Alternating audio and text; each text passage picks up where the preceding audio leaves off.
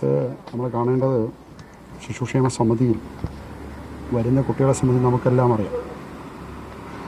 ഇപ്പോൾ അമ്മത്തൊട്ടിൽ മുഖാന്തരം ലഭിക്കുന്ന കുട്ടികളുണ്ട്, അല്ലാത്ത കുട്ടികളുണ്ട്. അമ്മത്തൊട്ടിലൂടെ ലഭിക്കുന്ന കുട്ടികളെ സംബന്ധിച്ചുള്ള വിശദാംശങ്ങൾ ഔദ്യോഗികമായി തന്നെ റിലീസ് നൽകാറുമുണ്ട്. പല ഘട്ടങ്ങളിലും ഈ ഔദ്യോഗിക റിലീസിനകത്ത് എല്ലാ ഘട്ടങ്ങളിലും കുട്ടികളുടെ വെയിറ്റ് കൃത്യമായി മെൻഷൻ ചെയ്താണ് പോകുന്നത്. മറ്റൊന്ന്, ശിശുക്ഷേമ സമിതിക്ക് കുട്ടികളെ ലഭിക്കുന്നത് സറണ്ടർ മുഖാന്തരമാണ്, CWCയുടെ സറണ്ടർ മുഖാന്തരമാണ്. മറ്റൊന്ന്, കുട്ടികളെ പരിചരിക്കാൻ നിലവിൽ സാഹചര്യമില്ലാത്ത ഘട്ടങ്ങളിൽ അല്ലെങ്കിൽ തെരുവിൽ ഉപേക്ഷിക്കപ്പെടുന്ന കുട്ടികൾ, അത്തരത്തിലുള്ള കുട്ടികളുടെ പരിചരണമാണ് സമിതി ഏറ്റെടുത്തിട്ടുള്ളത്. അപ്പോൾ സ്വാഭാവികമായും ഈ വരുന്ന കുട്ടികളെ സംബന്ധിച്ച് നമുക്കൊക്കെ കൃത്യമായ ധാരണയുണ്ട്. അപ്പോൾ കൃത്യമായ പരിചരണം ലഭ്യമാക്കാത്തതുകൊണ്ടാണ് ശിശുക്ഷേമ സമിതിയിൽ. എന്തുകൊണ്ടാണ് കൃത്യമായ പരിചരണം ലഭ്യമാക്കാൻ സാധിക്കാത്തത്? അപ്പോൾ സ്വാഭാവികമായും അത്തരത്തിലുള്ള കുട്ടികൾക്ക് ആഹാരത്തിൻ്റെ പ്രയാസം ഉണ്ടായിരിക്കും, തൂക്കക്കുറവുണ്ടായിരിക്കും, മറ്റ് പല പ്രശ്നങ്ങളും ഒക്കെ ഉണ്ടായിരിക്കും. ഇപ്പോൾ ഇവിടെ നിലവിലുള്ള കുട്ടികളെ സംബന്ധിച്ച് പരിശോധിച്ചാൽ 22 കുട്ടികൾ സ്പെഷ്യൽ നീഡ് കാറ്റഗറിയിലുള്ള കുട്ടികളാണ്. 22 കുട്ടികൾ സ്പെഷ്യൽ നീഡ് കാറ്റഗറിയിലുള്ള. ആ 22 കുട്ടികൾ സ്പെഷ്യൽ നീഡ് കാറ്റഗറി എന്ന് പറയുന്നത് പലവിധ കാരണങ്ങളായിട്ടുള്ളത്. ഇനി 1.5 കിലോഗ്രാം, അതായത് 1500 ഗ്രാമിൽ താഴെ ജനന സമയത്ത് ബർത്ത് വെയിറ്റ് ഉണ്ടായിരുന്ന കുട്ടികളുടെ എണ്ണം എന്ന് പറയുന്നത് 9ആണ്. നിലവിലത്തെ സാഹചര്യങ്ങളാണ്. അത് 1500 ഗ്രാമിൽ താഴെ ബർത്ത് വെയിറ്റ് ഉള്ള കുട്ടികളെന്ന് പറയുന്നത് 9 കുട്ടികളാണ്. അത് ശിശുക്ഷേമ സമിതിയോ അല്ലെങ്കിൽ മറ്റ് സംഗതിയുടെ ഭാഗമായിട്ടല്ല. സ്വാഭാവികമായും ഇവിടെ എത്തിച്ചേരുന്ന കുട്ടികളുടെ സംരക്ഷണം സമിതി ഏറ്റെടുത്തിരിക്കുകയാണ്. അപ്പോൾ അതിനാവശ്യമായിട്ടുള്ള വലിയ ഇടപെടലാണ് സമിതിയും സർക്കാർ ഈ രംഗത്ത് നടത്തുന്നത്. 1500 ഗ്രാം തൂക്കമുള്ള ഒരു കുഞ്ഞിനെ ഇവിടെ വന്ന് ഒരാഴ്ചക്കുള്ളിൽ 2 ആഴ്ചക്കുള്ളിൽ പെട്ടെന്ന് വെയിറ്റ് ഗെയിൻ ചെയ്യുക എന്നുള്ളത് വലിയ പ്രയാസമാണ്. നമുക്കൊക്കെ മനസ്സിലാകും. ഇപ്പോൾ ഇവിടെ ഉള്ള മറ്റൊരു കുഞ്ഞ്, ആ കുഞ്ഞിൻ്റെ പേര് പറയാൻ സാധിക്കാതെ, ഇവിടെ വരുന്ന സമയത്ത് ബർത്ത് വെയിറ്റ് ഉണ്ടായത് 900 ഗ്രാമാണ്. നമ്മൾ ആലോചിച്ചു, നിങ്ങൾ ആരോഗ്യ വ്യക്തിയെടുത്ത് ചോദിക്കുക, 900 ഗ്രാമുള്ള കുട്ടി, ഇതിപ്പോൾ ആ കുട്ടിക്ക് 2 വയസ്സാവാൻ വേണ്ടി പോവുകയാണ്. ആ 2 വയസ്സാവുന്ന സമയത്ത് ആ കുട്ടിക്ക് നോർമൽ വേണ്ട വെയിറ്റ് എന്ന് പറയുന്നത് നേരത്തെ അത് 7 കിലോ ആയിരുന്നു സ്റ്റാൻഡേർഡ് വെയിറ്റ് ഉണ്ടോ. പക്ഷേ ഇപ്പോഴത്തെ പുതിയ കണക്കനുസരിച്ച് അതിൻ്റെ 9 കിലോ എന്തോ ആയിട്ടുണ്ടെന്നുള്ളതാണ് ഞാൻ മനസ്സിലാക്കുന്നത്. നേരത്തെ ഒരു കുട്ടിയുടെ birth wait, standard birth wait 2.5 ആയിരുന്നു. പുതിയ കണക്കുകൾ പ്രകാരം ബർത്ത് വെയിറ്റ് എന്ന് പറയുന്നത് 3.5 ആണ്. അല്ല, 3.3 ആണ് ആൺകുട്ടിയുടെ ആണെങ്കിൽ.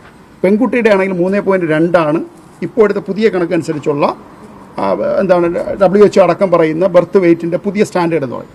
ആ സ്റ്റാൻഡേർഡ് ഇന്നിപ്പോൾ ഇവിടെ വരുന്ന, ഞാൻ പറഞ്ഞില്ല, 1500 ഗ്രാമിൽ താഴെയുള്ള കുട്ടികളെ അടക്കം ഇവിടെ ലഭിക്കുകയാണ്. അപ്പോൾ സ്വാഭാവികവും അത്തരത്തിലുള്ള കുട്ടികളുടെ പരിചരണമാണ് ഇവിടെ ഏറ്റെടുത്തിട്ടുള്ളത്. അപ്പോൾ സ്വാഭാവികം അത് ഗെയിൻ ചെയ്യാൻ ആവശ്യമായിട്ടുള്ള പ്രവർത്തനങ്ങൾ സമിതി വളരെ കൃത്യമായി നടത്തിക്കൊണ്ടിരിക്കുകയാണ്. ഇപ്പോൾ കഴിഞ്ഞ 3-4 മാസക്കാലത്തെ കണക്ക് പരിശോധിച്ചാൽ തന്നെ നമുക്ക് കാണാൻ കഴിയുന്നത് ഈ വരുന്ന കുട്ടികളുടെ കാര്യത്തിൽ കൃത്യമായ ഇടപെടൽ നടത്തുകയാണ്. നേരത്തെ 34 കുട്ടികളുണ്ടായിരുന്നു. ആ 34 കുട്ടികളുണ്ടായിരിക്കുന്ന സമയത്ത് തന്നെ 8 പുതിയ അഡ്മിഷൻ വന്നു. അടുത്ത മാസം അത് 31 കുറഞ്ഞു. ആ മാസം 11 കുട്ടികൾ പുതുതായി അഡ്മിഷൻ വന്നു. ഏറ്റവും ഒടുവിലത്തെ കണക്ക് പരിശോധിക്കുമ്പോൾ 27 കുട്ടികളാണ് ഈ കാറ്റഗറിയിൽ. ഈ 27 കുട്ടികൾ കാറ്റഗറിയിൽ വരുമ്പോഴും 8 കുട്ടികൾ പുതുതായി അഡ്മിഷൻ വന്നു. അപ്പോൾ നിലവിലുള്ള കുട്ടികളുടെ വെയിറ്റ് ഗെയിൻ ചെയ്ത് ആ ഗ്രേഡ് മാറ്റാൻ ആവശ്യമായിട്ടുള്ള ഇടപെടൽ നടത്തുന്നു. അപ്പോഴും നേരത്തെ ഞാൻ പറഞ്ഞ സ്പെഷ്യൽ നീഡ് കാറ്റഗറിയിൽപ്പെട്ട, ഇപ്പോൾ ഈ മാൽന്യൂട്രീഷൻ എന്ന് പറയുന്നത് ഒന്ന് ഓവർ വെയ്റ്റും വരും, അണ്ടർ വെയ്റ്റും വരും, രണ്ടും ഇതിൻ്റെ കണക്കിൽ വരുന്നതാണ്. അപ്പോൾ സ്വാഭാവികമായും ആ മാൽന്യൂട്രീഷൻ ഗ്രേഡിൽ വരുന്ന കുട്ടികളെ നോർമൽ കാറ്റഗറിയിലേക്ക് മാറ്റാൻ വേണ്ടിയിട്ടുള്ള ശ്രമം നടത്തും. പക്ഷേ ഈ നമ്പറിൻ്റെ വ്യത്യാസം വരുന്നത് എന്തുകൊണ്ടാണ്? ഇപ്പോൾ കഴിഞ്ഞ തവണ 31 നിന്നാണ് ഈ മാസം 27 ആക്കി ചുരുക്കി. 27 ആക്കി ചുരുക്കിയപ്പോൾ എത്ര കുട്ടികൾ വന്നു? പുതുതായി 8 കുട്ടികൾ വന്നു. നമ്മൾ കാണണം, ആ 8 കുട്ടികൾ വന്നപ്പോൾ സ്വാഭാവികം ആ 8 കുട്ടികൾ വരുന്ന സമയത്ത് ഇവിടെ വരുമ്പോൾ സ്വാഭാവികം അവരുടെ തൂക്കം നമ്മൾ പരിശോധിച്ചാൽ നിലവിലുള്ള സ്റ്റാൻഡേർഡ് കണക്കിനേക്കാൾ കുറവായിരിക്കും. അപ്പോൾ സ്വാഭാവികം കണക്ക് പരിശോധിക്കുമ്പോൾ സ്റ്റാൻഡേർഡ് കണക്കായിരിക്കുമല്ലോ ഇത് എടുക്കുന്നത്. അപ്പോൾ അതിൻ്റെ അടിസ്ഥാനത്തിലാണ്. പക്ഷേ സമിതി ഇതിനകത്ത് ആവശ്യമായിട്ടുള്ള വലിയ ഇടപെടൽ നടത്തി. ഗവൺമെൻറ് ഇക്കാര്യത്തിൽ വലിയ ഇടപെടലാണ് നടത്തിക്കുന്നത്. ഇപ്പം മെനു ചാർട്ട് നിങ്ങൾക്ക് പരിശോധിക്കാം. മെനു ചാർട്ട് പരിശോധിക്കാം.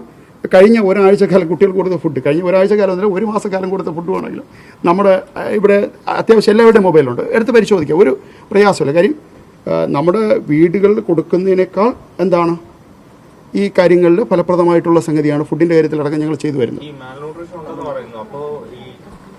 കുട്ടികൾക്ക് ഒരു നിരന്തരമായിട്ട് അവരെ ഒന്ന് പരിശോധിക്കണമല്ലോ. അതിനൊരു നിരന്തരമായി ഡയറ്റീഷ്യൻ്റെയും ആരോഗ്യവകുപ്പ് ഇക്കാര്യത്തിൽ ആരോഗ്യവകുപ്പ് വലിയ ഇടപെടൽ നടത്തിക്കൊണ്ടിരിക്കുകയാണ്.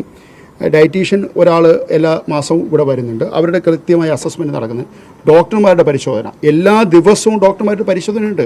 ആരോഗ്യവകുപ്പ് അക്കാര്യത്തിൽ വളരെ ഫലപ്രദമായിട്ടാണ് ശിശുക്ഷേമ സമിതി പ്രവർത്തനങ്ങൾ ഇടപെടുന്നത്.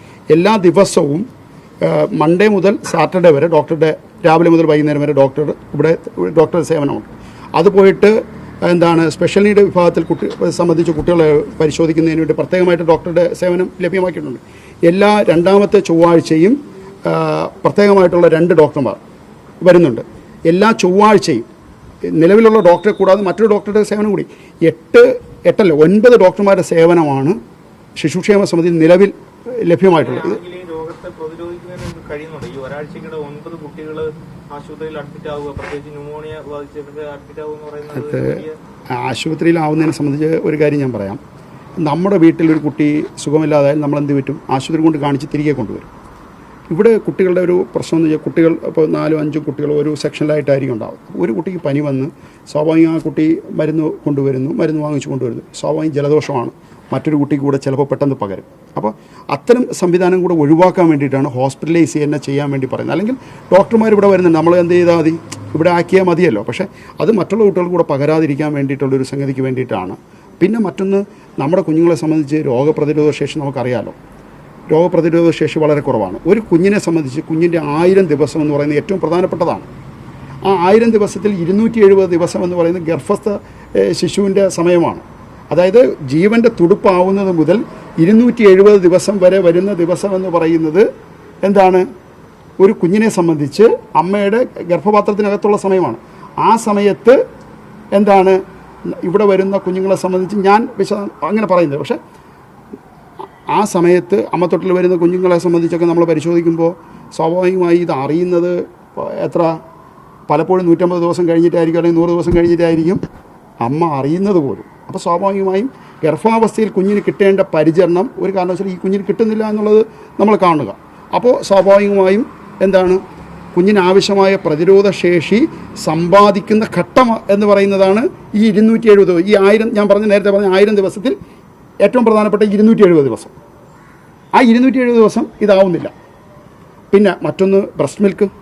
ഇപ്പോൾ സ്വാഭാവികമായും ജനനം കഴിഞ്ഞാൽ ഉടൻ ആദ്യം അമ്മയുടെ മുലപ്പാൽ കുടിക്കണമെന്നാണ് എല്ലാം പറയുന്നത്. പക്ഷേ ഇവിടെ വരുന്ന കുട്ടികളിൽ എത്ര ശതമാനം ഉണ്ട് അത് നമ്മൾ കാണണ്ടേ?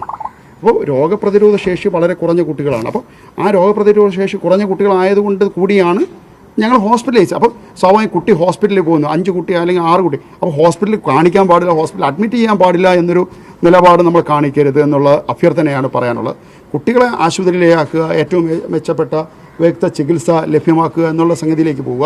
മാധ്യമങ്ങൾ വലിയ പിന്തുണ ഇക്കാര്യത്തിൽ നൽകുന്നുണ്ട്. പക്ഷേ ഈ സ്ഥാപനത്തെ ഇല്ലാതാക്കുന്ന രൂപത്തിലേക്ക് പോകരുത് എന്നുള്ള ഒരു അഭ്യർത്ഥന കൂടി നടത്താൻ വേണ്ടി പോവുകയാണ്. ഓണമാണ്, കുട്ടികളുടെ കാര്യത്തിലും മറ്റുമൊക്കെ നമ്മളെല്ലാവരും കൂടെ ചേർന്നുകൊണ്ടാണ് ഈ സ്ഥാപനം നടത്തേണ്ടത്.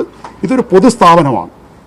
ഈ സ്ഥാപനത്തിൽ നമ്മൾ സ്വാഭാവികമായും ഇവിടെ വരുന്ന വാർത്തകൾ കെട്ടിച്ചമയ്ക്കുന്നതാവട്ടെ അല്ലാത്തതാവട്ടെ, പക്ഷേ ആ വാർത്തകൾ ഉണ്ടാക്കുന്ന വലിയ അപകടകരമെന്ന് പറയുന്നത് ഇവിടുത്തെ കുട്ടികളെ സംബന്ധിച്ചാണ്. അപ്പോൾ നിങ്ങൾക്ക് മെനു ചാർട്ട് പരിശോധിക്കാം, ആർക്ക് വേണോ എന്ന് നമുക്ക് പരിശോധിക്കുന്ന സംഗതിയില്ല. മെനു ചാർട്ട് ഞാൻ ആവശ്യമുള്ളവർക്ക് തരാം, അല്ലെങ്കിൽ മുകളിൽ വന്ന് നമുക്ക് പരിശോധിക്കാം. ഇത്തരം കാര്യങ്ങളിലൊന്നും പ്രയാസമുള്ളതല്ല.